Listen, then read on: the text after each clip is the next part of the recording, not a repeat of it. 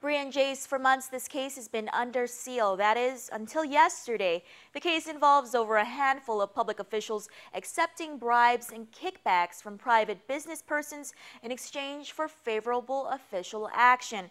The only official action they'll be receiving from here on, however, is what's handed down by the federal court. Until then, Guam Customs is defending the integrity of their agency despite 5 of the 10 named defendants being former Guam Customs officers. If it wasn't for a Guam Customs officer, a corruption conspiracy would have never surfaced. This according to a statement released by Guam Customs today, following the unsealing of a federal case involving 5 of their own.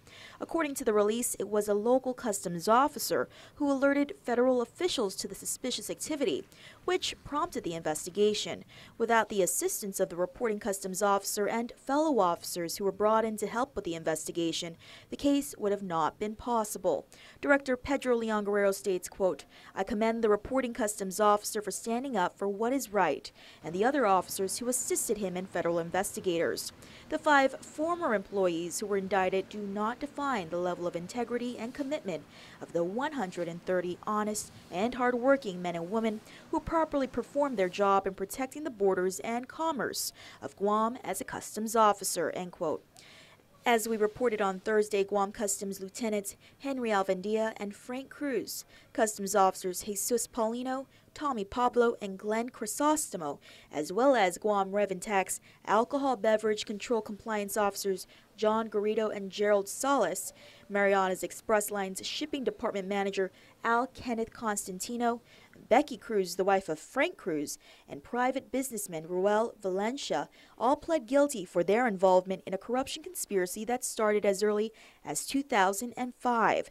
According to court documents, the defendants took over $37,000 in bribes and kickbacks from private business persons.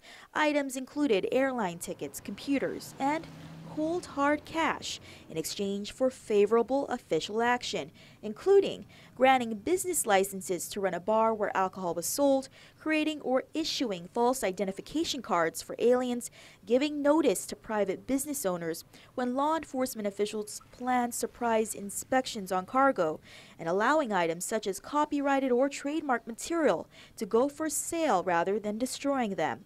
The named defendants are also accused of taking items that were seized by customs officers and selling those items off.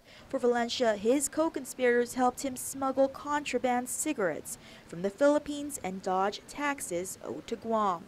The first 9 defendants face up to 5 years in prison. They entered guilty pleas for conspiracy to defraud and to deprive honest services. The final defendant, Valencia, faces up to 10 years in prison after he pled guilty to bribing an agent concerning a program receiving federal funds. All 10 defendants face fines of $250,000. In a release from U.S. Attorney Alicia Lamtiaco's office Thursday, she states, quote, "Public corruption takes a heavy toll on a community, particularly when those charged with enforcing the law are involved. It gives an unfair advantage to those willing to break the law and can lead to a loss of faith in government," end quote. She adds the U.S. Attorney's Office and the Department of Justice are committed to root out public corruption in any form. Brian Jace, all 10 defendants have status hearings at the district court in January and February of next year. Back to you in studio.